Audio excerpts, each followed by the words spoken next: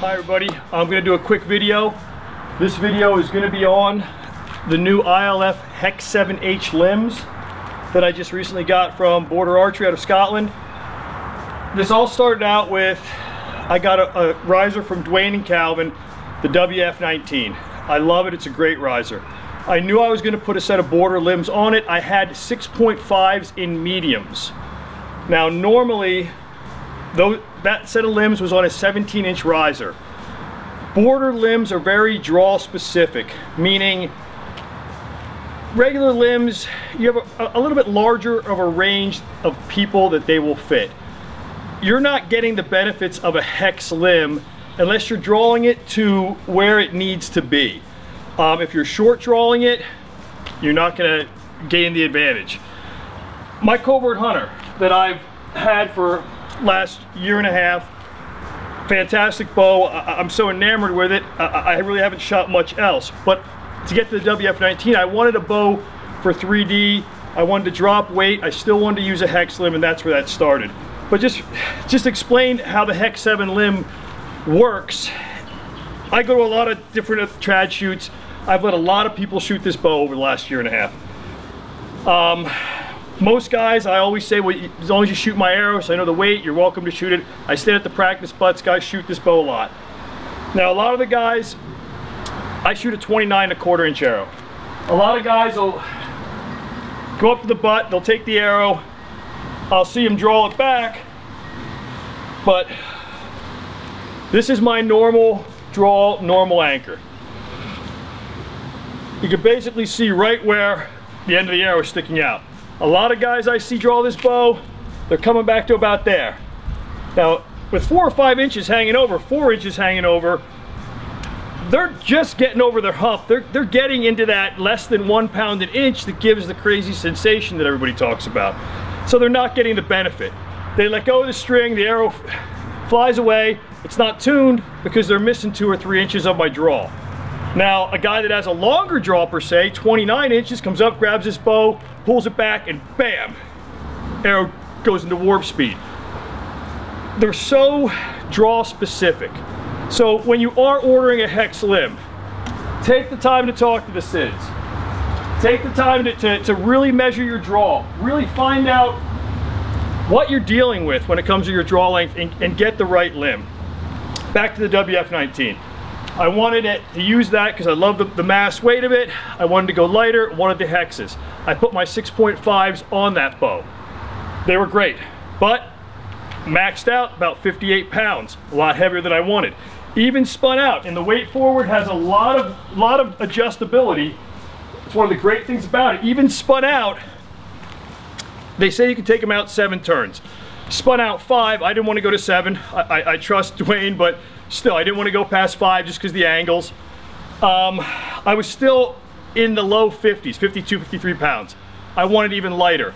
Plus, even though I was just getting into the 6.5s feel, I would be better served with shorts on a 19-inch riser than mediums if I'm going to try to run them dialed in. So I wanted to try the Hex ILF 7 anyway, so that's where we got to this. This is a brand new pair of Hex 7Hs. They are mediums, they're not the shorts. The biggest problem with the covert hunter and adapting the Hex 7s over into the ILF world, from what I understand, is the way most ILF risers are shaped. To get the advantage of the 7s, as in a bolt down covert hunter, the deflex, the way the limb pockets are angled, everything was designed to get the most advantage out of a Hex 7 limb. ILF risers, not many have this type of characteristics. So the trouble for guys shooting the ILF, and the reason the ILF 7s I think took so long to come out, was they had to get a happy medium and get them to perform on a broad spectrum of ILF risers available today. So until the SIDs make an ILF Hex 7 specific riser, we're going to be experimenting with different risers, trying to get close to the geometry that we can get the performance out of the limb. Back to the WF19. This riser, beefed up, very heavy duty, a lot of adjustability. it's working really well with these limbs. These, about 1 turn off the bottom, braced right around 7 inches, which is on the higher end, are coming in right under 45 pounds.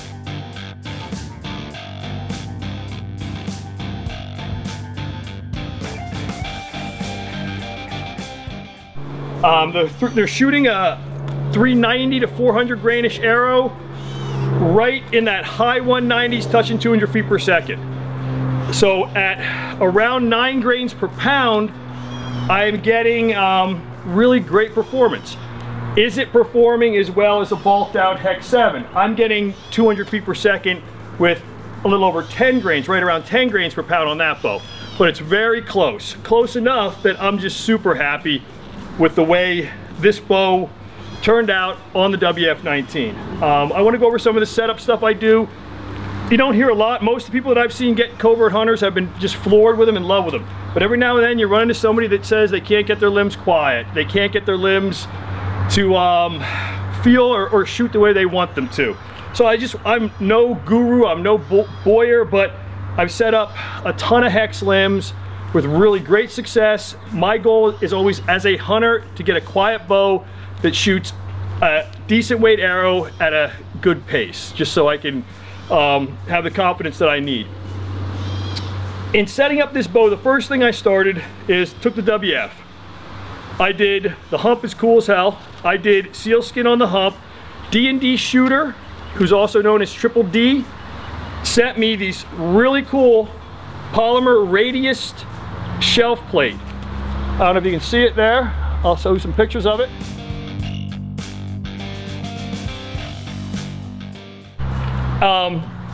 Popped that on, covered that in sealskin. So everything's sealskin on this bow. Real quiet, super slick. I put the limbs on, cranked them in, backed them off a turn, and then to get my tiller, I went deeper instead of out because I wanted to stay close to 45 pounds. Also, because the geometry of this riser is not exactly what a Hex 7 would thrive upon, even though it's darn close, I wanted to get as much preload as I could so I could get into the meat of the limb, if that makes any sense. Now it's all gonna count when you see how the limb rolls out. And I'll draw both and shoot both bows so you can hear them. A lot of people have heard my CH shoot next to long bows. It's not as quiet as some of the long bows out there, but it's sure quiet enough to hunt with, and as quiet as any other recurve I have. This bow is, I don't know, we'll see how the limbs look when I draw them compared to each other. We'll see how they sound compared to each other. You guys be the judge.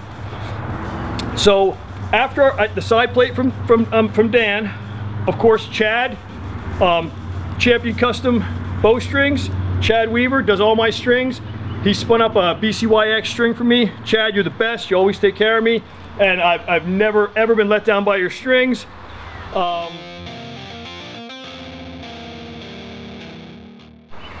This has got a quickie quiver on it with Cape Buffalo from Scott. Scott Tesner does a great job in leather work. And that's basically it. How I set the bow up was I brought my brace right to around 7 1/8. Just because that's where it felt the quietest, and that's where the limbs felt their best with this limb pad angle, the way they're cranked in. That's where, when I drew back and let go of that arrow, and the difference between a Hex 7 limb and any other limb in the market is the way it feels. When you come back, right now I'm picking up the weight. When I get to about here, it just really lays out and really gets smooth and really feels good. It's a very different feeling. Some like it, some don't. I happen to really like it. I think it's just incredible. I mean, this bow literally doesn't feel like it's 45 pounds. It feels much lighter. What else can I say about setup on these? A lot of times I've seen guys, oh, I can't get the bow quiet. They have their limb savers mounted down too close to the butts. You really want to get it on the tail end of the fade out. You know, right where the limb is, right where the fade out really disappears. That's where I put my limb savers. You can play with your string silencers, moving them up and down. I use the fur just because I like that old with the new type of look. This bow is very close to being dialed in. It's throwing a 500 spine shaft that weighs roughly think it was 390 to 400 grains with a 125 grain tip. I haven't bare shafted these yet because I had to borrow some quick 500s just because everybody's closed on the holiday. I will cut to tune some 500s with 125 grain tips just to fine tune, but actually it's really shooting incredibly well for what I have.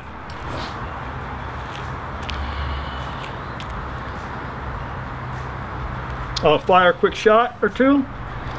You can see the bow. Now remember, watch the limbs.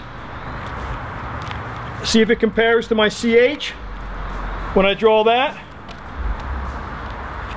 I'll try to back up so we get everything in.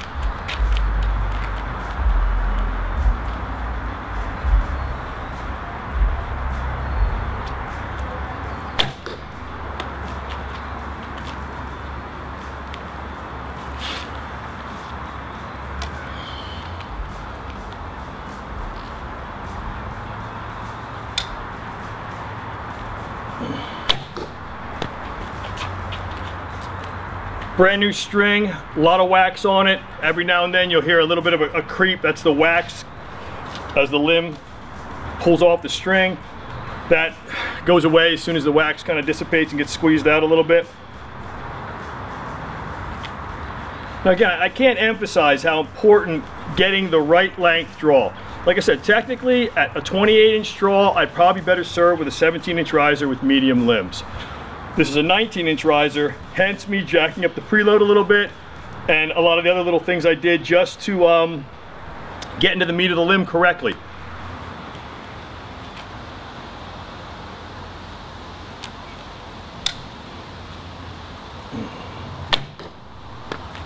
Okay.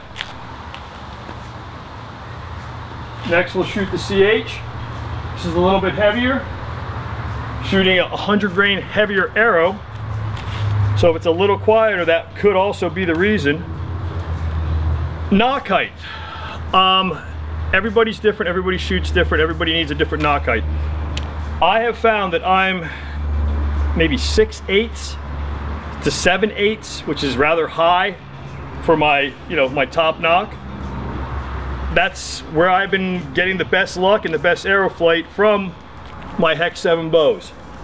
This bow just feels so light, it feels like it's going to float away compared to that CH. I mean, compared to the WF.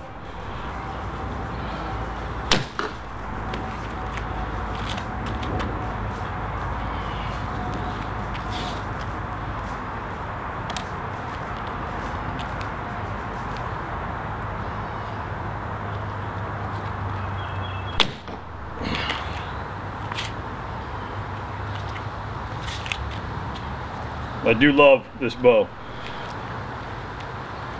but there is something nice about, just under 45 pounds if you're trying to shoot 3 or 4 courses a day.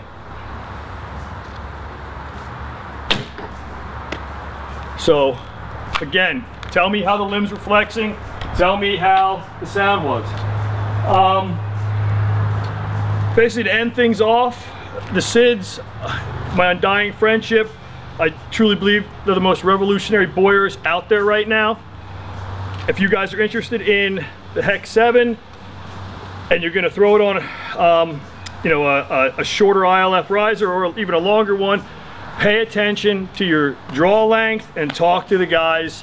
Make sure you get what you're looking for. That way you're going to be happy and you're going to get the full effect of what these limbs were meant to do and how they're meant to perform. If they're set up correctly, I do believe that there's not another limb that performs like this limb and feels the way this limb does on the market. Just really great stuff. Appreciate everybody looking, and again, thanks again. Appreciate it. Bye.